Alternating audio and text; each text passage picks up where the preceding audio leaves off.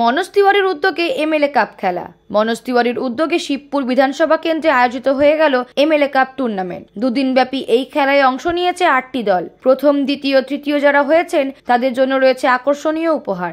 Social মিডিয়ার যুগে খেলার চাহিদা অনেকটা কমে গিয়েছে। খেললে শারীরিকভাবে সুস্থ থাকা যায়। ইয়াং জেনারেশনের মধ্যে ফিটনেস ফিরিয়ে আনতেই এই টুর্নামেন্টের আয়োজন।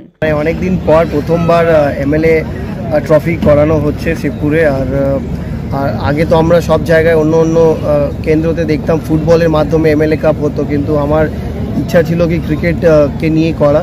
প্রিটেউসের সঙ্গে সঙ্গে আমাদের সংগঠনে সবাই মিলেমিশে আমরা চেষ্টা করেছি এটা অনেক বড় করে করার। আজকে আর গতকাল প্রচুর লোক এসছে সমর্থন করতে এই টুর্নামেন্টটাকে। আর অনেক কটা ভালো ভালো প্লেয়ার এসেছে, অংশগ্রহণ করেছে। আর উচ্ছ্বাসটা আমরা দেখতেই পাচ্ছি যে এটা মানে করার একটাই মেসেজ আমাদের বাচ্চাদের যারা ক্রিকেট খেলে বা খেলাধুলো করে তাদের কাছে একটাই বার্তা কি মোবাইল থেকে একটু দূর হয়ে এখন মাঠে অবশ্যই আবার পুরোনো দিনের মতন ফিরে যেতে হবে। কেন খেলাধুলো করতে থাকলে শরীরটা ভালো থাকে, মন ভালো থাকে, মাইন্ডসেটটা ভালো থাকে।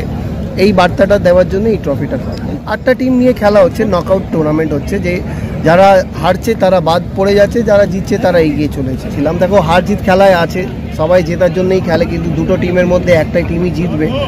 কিন্তু যেটার জন্য খেলা হচ্ছে প্রাইজ দেখতে পাচ্ছেন আপনারা, উইনার্স ট্রফি আছে, রানার্স ট্রফি আছে, বাইক আছে, ফ্রিজ আছে। সো এই প্রাইজদের জন্যই কিন্তু সবকিছু করা। কারণ খেলাধুলো তো আমাদের উৎসব হিসাবেই আমরা দেখি গো। হ্যাঁ, আর উৎসবে সবাই অংশগ্রহণ করছে, সবাই আনন্দ করছে। কেন জীবনেই প্রচুর চাপ থাকে সব মানুষের, কষ্ট দুঃখ তো থাকেই না। এই খেলাধুলোর মাধ্যমে ওই কষ্ট দুঃখগুলো এই 2 ঘন্টা 4 ঘন্টার জন্য সাইডে রাখা যেতে পারছে, সেটাই বড় পাওনা।